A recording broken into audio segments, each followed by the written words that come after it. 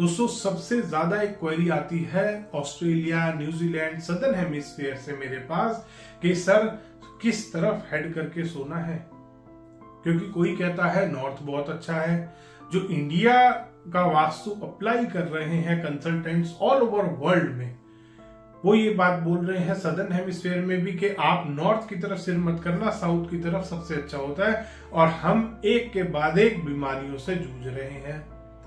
तो आज इसी विषय पे चर्चा करेंगे कि आपका हेड की पोजीशन कहां होनी चाहिए अगर आप रहते हैं सदर्न हेमिस्फीयर में।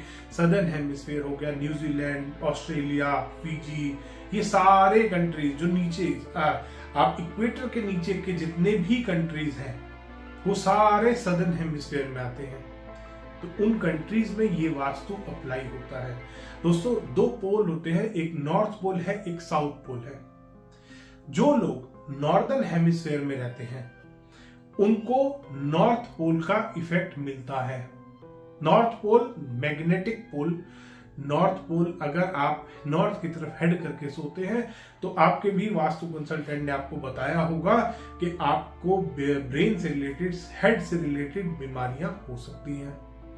यही चीज चेंज हो जाती है जब आप जाते हैं साउथ पोल की तरफ, सदर्न हेमिस्फीयर में आप जाते हैं। सदर्न हेमिस्फीयर में अगर आप साउथ की तरफ सिर करके सोएंगे, क्योंकि वो साउथ पोल वहां से नजदीक है, आप जिस भी पोल के नजदीक रहेंगे वो पोल आपको देखना है। आप नॉर्दर्न हेमिस्फीयर में रहते हैं, आप ध्यान करेंगे आप नॉर्थ की तरफ कभी भी सिर करके नहीं सोएंगे। आप सदर्न हेमिस्फीयर में रहते हैं, आपको ध्यान करना है आप साउथ की तरफ कभी भी सिर करके नहीं सोएंगे। सिर्फ इतना ही वास्तु नहीं बदलता, आप ईस्ट डायरेक्शन में हेड कर सकते हैं, आप वेस्ट में कर सकते हैं और आप नॉर्थ में कर सकते हैं सदर्न हेमिस्फीयर में। और नॉर्दर्न हेमिस्फीयर में जब स्लीपिंग पोजीशन की बात आती है तो आप ईस्ट में हेड कर सकते हैं, वेस्ट में कर सकते हैं और साउथ में कर सकते हैं। नॉर्थ में कभी भी हेड नहीं कर सकते आप नॉर्दर्न हेमिस्फीयर में।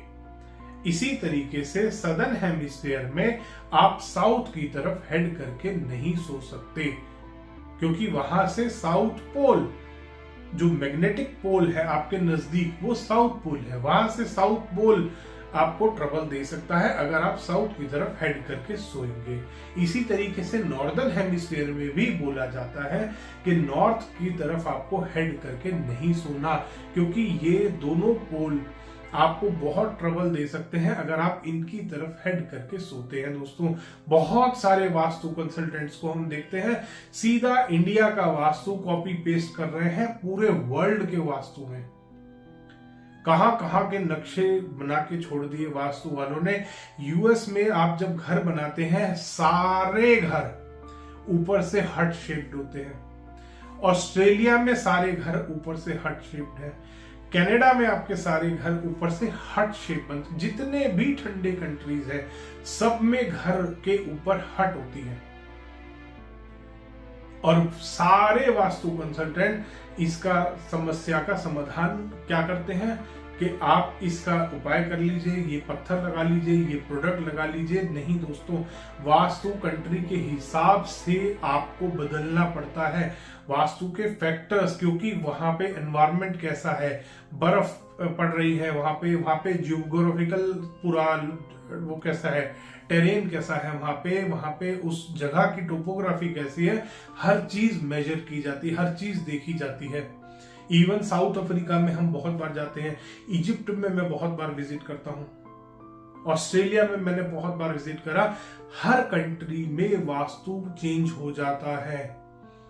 इवन इक्वेटर पे जब आप, बहुत सारे कंट्रीज हैं जो इक्वेटर पे आ रहे हैं, उन पे भी हमने वास्तु किया है और उन पे भी इन चीजों का हम ध्यान रखते हैं कि कौन से वाला पोल इक्वेटर पे भी इस घर में इस आदमी को कौन सा पोल ज्यादा मैग्नेटिक आ रहा है।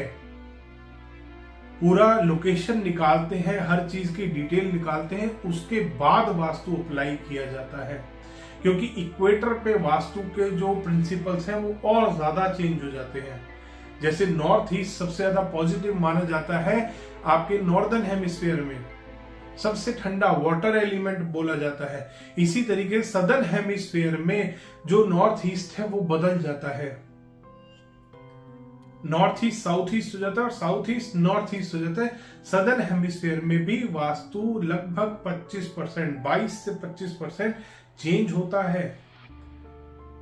जो रिजल्ट्स आपको साउथ ईस्ट की किचन नॉर्दर्न हेमिस्फीयर में देगी, वो सदर्न हेमिस्फीयर में अगर आपने साउथ ईस्ट में किचन बना ली तो आप देख लेना, आप बिल्कुल बर्बाद हो जाओगे, क्योंकि वो सदर्न हेमिस्फीयर का नॉर्थ ईस्ट है और वहां पर नॉर्थ ईस्ट आपका प्रोग्रेस को बिल्कुल जीरो कर देगा अगर आपने वहां पर अपनी किचन बना ली। बेडरूम अगर आपने नॉर्दर्न हेमिस्फीयर के हिसाब से ऑस्ट्रेलिया में या किसी भी सदर्न हेमिस्फीयर के कंट्री में बना लिया, साउथ वेस्ट में सबसे अच्छा माना जाता है मास्टर बेडरूम नॉर्दर्न हेमिस्फीयर में।